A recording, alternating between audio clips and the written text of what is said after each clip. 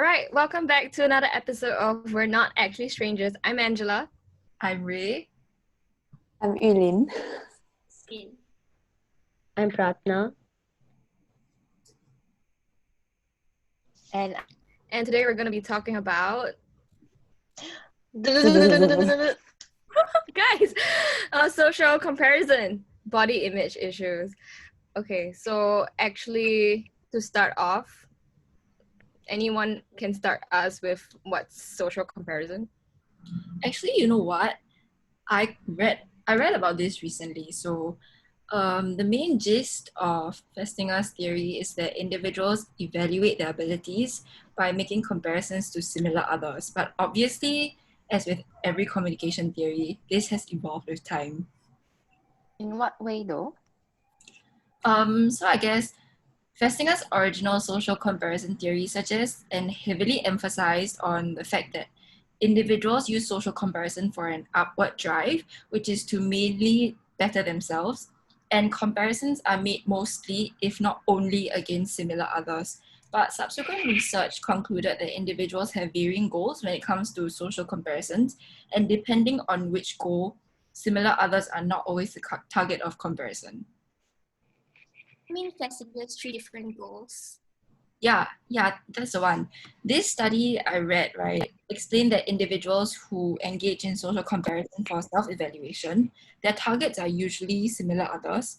And the second one is self-enhancement, but for self-enhancement reasons, the targets are usually someone inferior. And in academic terms, this is known as downward comparison. As for self-improvement interests, they look for someone superior, and this is called upward comparison, which in my opinion is becoming more prevalent in our society because of the ideals that social media has created. And actually, speaking of social media, especially in this day and age, what also struck me about the original theory was Festinger's proposal that social environments actually play a passive role in social comparison. Essentially, he suggested that people choose who they want to compare themselves to, and that social environments, are just there as a backdrop in the comparison process. But I mean, if you think about it, even if that could have been so in the past, I barely think that's the case today. Yeah, I think I can see why you can say that. I think the way someone defines themselves has at least a partial relation to their social environment. Do you have an example? Actually, I do. This paper that I read, right, gave an example by Morse and Gergen, and this is called the classic Mr. Clean, Mr. Dirty. And this research basically concluded that the self-esteem of college students at a job interview was higher when they were surrounded by job applicants that looked unkempt and disorderly, and vice versa, their self-esteem was lower when they were surrounded by individuals who were clean and pleasant. So essentially, I guess, doesn't this show that the self-concept is responsive to the changes in social context? So essentially, the social environment doesn't play that passive of a role in the process, right? I mean, after all, the environment did have quite a big effect on the perception individuals had of themselves without even needing them to select their target. And to be honest, I would think this is pretty apt to our generation of social media exposure today. So I guess it's safe to say the most prominent topic about social comparison on social media is actually body image issues, right? So what exactly are social issues on body images? So actually, body image, I guess to define it first, is the perception that a person has of their physical appearance, and then the resulting thoughts and feelings that he or she will experience because of that perception of their physical self. And I think it's very strongly associated with one sense of self-acceptance, self-confidence, your social popularity, assertiveness, self-understanding, even your athletic ability. So I guess to break it down for easier terms, it's 4 parts to it. Perceptual, how the way you see yourself, and affective, where the way that you feel about the way you look, your feelings and your emotion about it. Cognitive, the thoughts and beliefs that you have, the way you think about your body. And behavioral is, when like the behaviors that you engage, like the actions you take in relation to the way you look. So like exercising or like having like certain diets. Yeah. So based on what you're saying, there's probably a negative and a positive side of this whole body image issue. Am I right?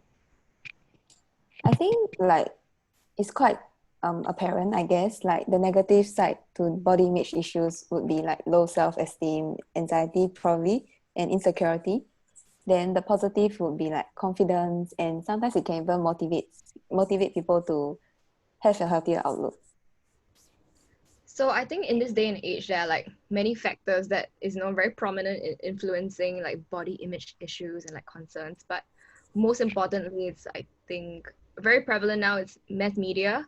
So like I think media messages actually emphasize this value, like on appearance. So they will show audiences like how they should look like, and then they'll actually tell you like, oh, these are the products or services that you need to achieve this ideal look.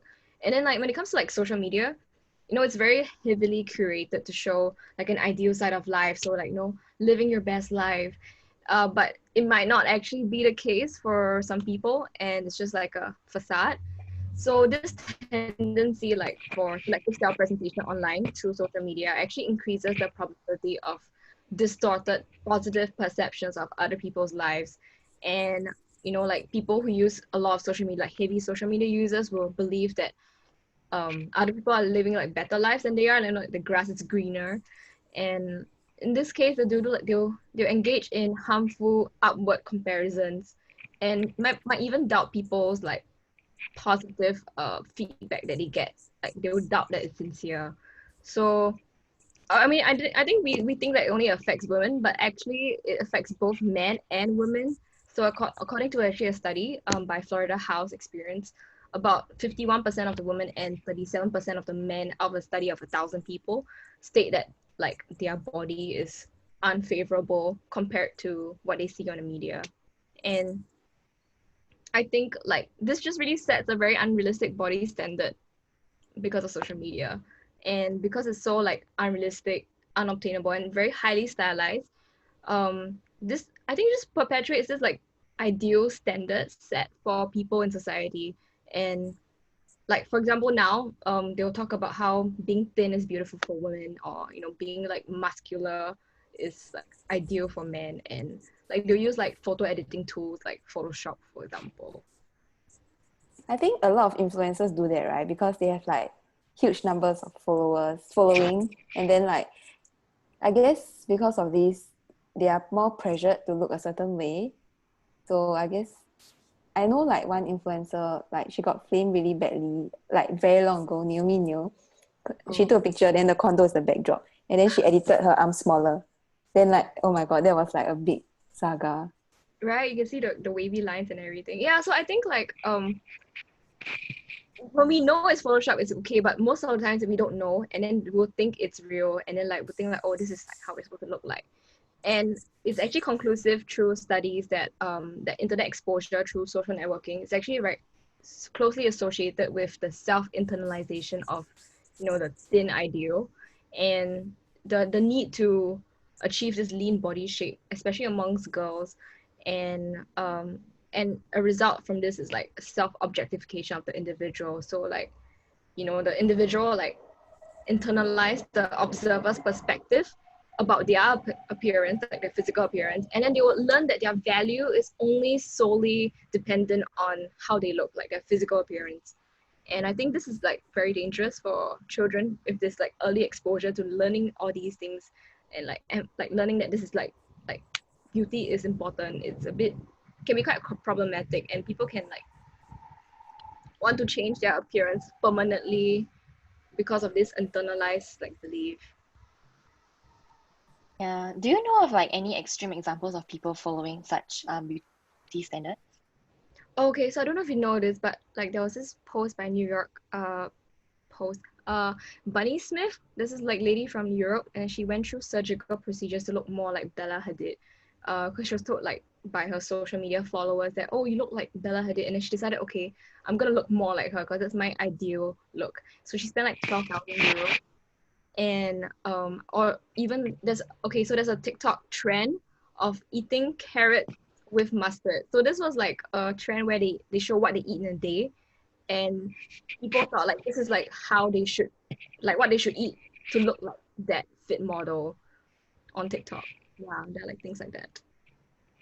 I guess unrealistic body standards can lead to fat shaming, right? Yeah. Say, so fat shaming is actually defined as like humiliating or making critical comments on someone judged to be fat or overweight. And when this happens in the media, it actually increases women's gut level association that fat is bad. And I think it doesn't help that thin women today, right, they are perceived to be like more attractive, and they have like more favorable personalities in that sense, and they have more successful futures, and they get paid more than heavier women. Yeah, I think that really like kind of like worsens the fat shaming.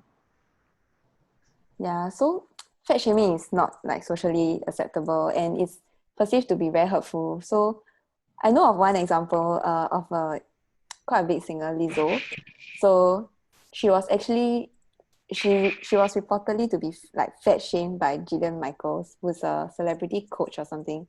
Yeah, and so Jillian Michaels made a comment along the lines of like, there was never a moment where I'm like, oh, I'm glad Lizzo's overweight. But he came from a place of concern. Like he just worried that she'll get like diabetes and other health issues that relates to like the body's her weight. So yeah, then he got flamed really badly, you know, like the Jillian Michaels. So it's There's a like bit a sad. local example, right? I think in Singapore, of Xia. I think she also mentioned something along the Oh, lines of people glorifying morbid obesity, but also I think the way she said it was very um insensitive at times. The delivery was just bad, right? Do you recall this? yeah. So I read about this drama. So actually, I guess she was like inspired by some Instagram posts, like this model, and then people like said we should celebrate all bodies, that kind of thing. And then Xia Xue said, no, that's not beautiful, something like that. She's very straightforward lah as a person.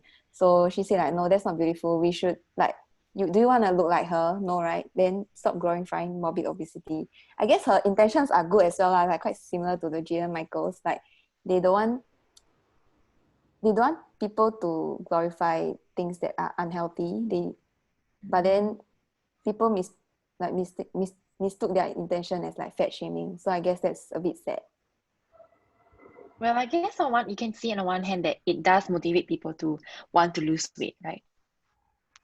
Yeah, but on the other hand, it can lead to depression, anxiety, and also lower self-esteem, or even eating disorders or exercise avoidance. But on the other hand of the spectrum, there's also skinny shaming, and this is very seldom talked about because skinny shaming is about calling people flat, bony, or scrawny, basically comments that are meant to insult and hurt. And even though fat and skinny shaming are very prevalent, I don't think that you can compare both of them together, and I don't think they are the same things. Why? Because being called skinny to some people can sometimes be a compliment, and teen privilege exists whereby the Western culture still very much favor skinnier body images compared to those who are fat. So for example, in the model industry, I don't see many model industries hiring plus size models because I think they know for a fact that hiring a slimmer person would bring them more profit.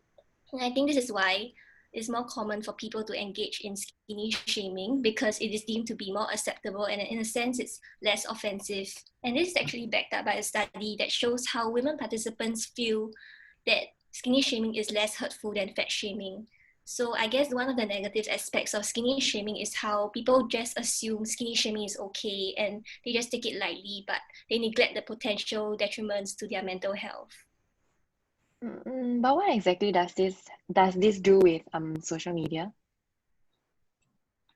So because social media is so curated, right, I think it's a platform where everyone is just living their best lives.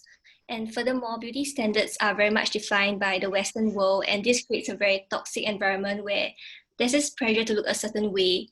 And also, social activist pages on Instagram talks about body positivity, this concept where you have to love your body by using fat people to represent attractiveness. So recently, as I scroll through Instagram, I come across a lot of posts that has a fat person taking a mirror selfie, and the caption goes like, "I'm a thin person, just that I don't work out," or "I've abs, just that they are shy and they are hidden." But on the other hand, I don't really see skinny people standing up for themselves in the same way. So I think the fact that the fat community have to constantly validate themselves and prove a point kind of shows that they are the ones that are more discriminated as compared to other people. So I think the whole situation is a bit contradicting, right? Like people say we should stop fat shaming and all bodies should be celebrated, like inclusivity and stuff. But then by posting pictures with those captions, like you say, like, "Oh, I'm just a skinny person," blah blah blah. Then it's also like emphasizing how being thin is the ideal body image. Yeah, Yeah. I agree. So like, when they go through all these, I'm pretty sure like it's gonna affect their mental health, their self-esteem in some way. Do y'all know like what kind of mental health issues are like specific to these kinds of struggles? Yes, of course, mental health is very crucial in this situation because these constant comparisons between oneself and another perceivably superior party, it just has a very severe impact on people's mental health. So this digital era that we live it has given us limitless options for us to compare ourselves with in terms of beauty standards, body shape, facial features, and just many more aspects. I even recently read a BBC article where it was mentioned that these sort of comparisons are common among women and especially youth. So they constantly compare their physical appearance with celebrities or with their peers who are supposedly more beautiful and have the perfect figure.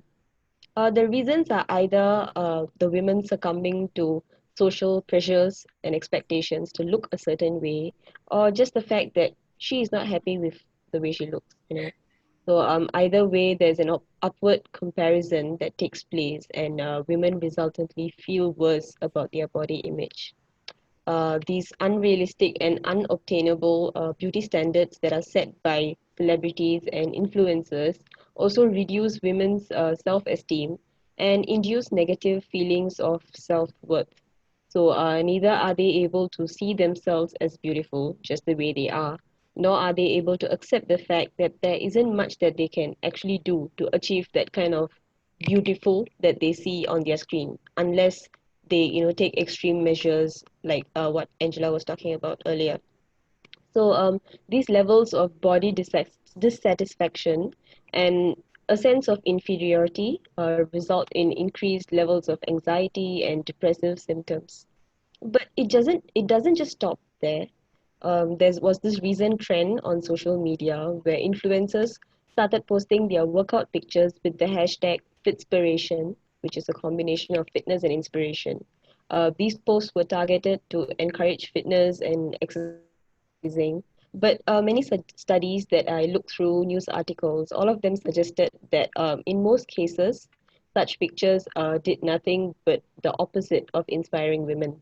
The common opinion was that these posts glorify thinness and they glorify the ideal proportionate body shape and also stigmatize plus size body type. So eating disorders is one result of this, where it has a critical role to play in this whole body image issue. And there's this good percentage of women who indulge in poor eating habits with an aim to lose weight and achieve the ideal body shape. But what happens is over time, they become weak, they lose appetite, and develop eating disorders, which consequently results in them suffering from health complications, both physical and mental.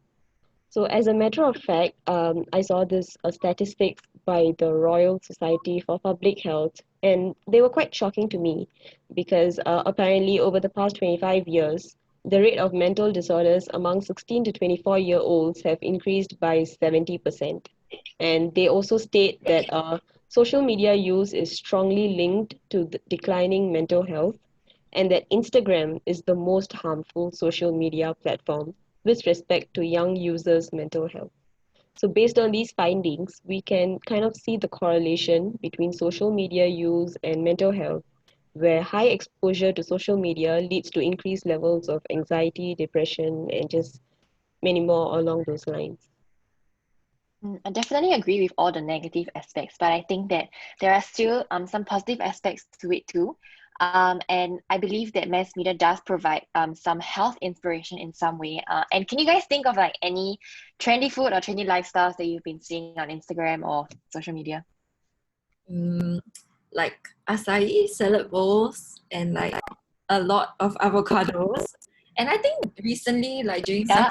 just during circuit breaker, there was this trend, like this fitness trend. Everybody was doing this Chloe Ting shred, I think. Do you remember that? Mm-hmm. Yeah. Yeah. Uh, And I gotta admit, for one, I have fallen into the trap. I was doing the Chloe Ting challenge during circuit breaker. I was eating lots of avocados because everyone was eating. I tried acai because everyone was trying it. I mean, I'm pretty sure that a lot of us can say the same thing too. And so even though these things appear basic and even though they're like just trendy, but it's a good way to encourage other people to take part in healthy living lifestyles. Like there's so many YouTube videos, so many things, so many examples of like people just taking part because it's trendy, but it is also a positive impact. And there are also challenges that people do together, like the no sugar challenge, and no sweet drinks challenge. I've seen a couple of my friends do it, and they have been successful in doing it because they're doing it with friends, with family, so they're not alone in these challenges. And there have been many just like successful stories. And there's one particular girl that I saw on Instagram. Her name is Arusha. So she previously struggled with anorexia, but she followed many female bodybuilders, and then that provided her an inspiration to, in the midst of her struggle, she was able to overcome that, and she overcame her eating disorder. And she's actually even a bodybuilder herself right now, and she's encouraging other young girls to do the same. And so social media does have its positive impacts, and there's also the presence of many social support groups online as well. Social media can be a very safe space. Although it can be dangerous, it can be safe as well because it's anonymous. There's no judgment, and you can find groups of people that are like-minded, that go through the same things as you, and they can provide emotional support for you. So for example, on Facebook, there's a support group called the Weight Watchers. So it's a private group, but they basically like give you recipes and tips on how to live healthy lifestyles. And there's also another group called the Anorexia Nervosa support group on Facebook. And so like people that struggle with this issue, they can actually join a group and they can provide encouragement, they can find community, and they can go through their problems together and not feel like they are alone. And of course, another thing about social media and about the media is that everything is accessible, right? There's so many platforms, so many apps, but each app is unique and each app provides its own functions. So for example, like Pinterest, you can find lots of recipes. On Instagram, you can find photos of basic things like acai and avocados and like whatnot. On Facebook, you can find groups that are support groups. You can find links and like just like support groups and whatnot. And so whatever that you need is actually online. If you want to pursue a healthy lifestyle, the materials are available online. You can find recipes, you can find challenges, you can find like just anything that you need. It's all online, but it's up to us whether we want to pursue it or not. And so of course, with everything, we need to, in a sense, come to a conclusion whether we feel like it is good or bad. And so for us, we feel like the cons definitely outweigh the pros. And even like for the pros, like they stem from the negative aspects, like because of the judgment, because of the comparison. That's why there comes like this positive influence of social media. But we believe that definitely there is more cons to it.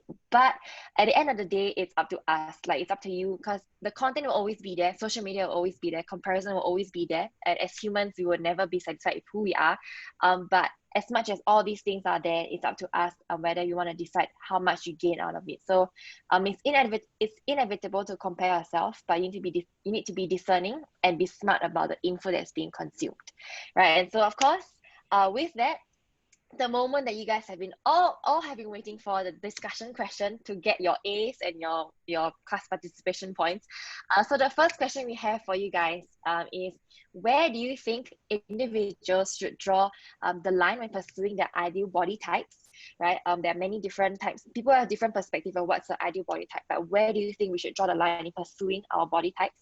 And the second question that we have for you is, earlier on, Angela, she told us about the TikTok trend, right? That people are eating carrots and mustard as like their food only. But with that example, what will you advise social media users to be, how would you advise social media users to be effective consumers of the media so that they don't fall prey to dangerous trends, right? So you can screenshot, just like remember these questions, go on to the discussion board, get your A's. And thank you for watching. If you watched it, if you didn't watch, shame on you for fast forwarding. But thank you if you actually watched the whole thing. And so, yeah, that is us, not actually strangers. And we hope that you enjoyed our podcast/presentation. And we hope that you have an amazing day today. Bye. Thank you. Bye. Bye. Thank you.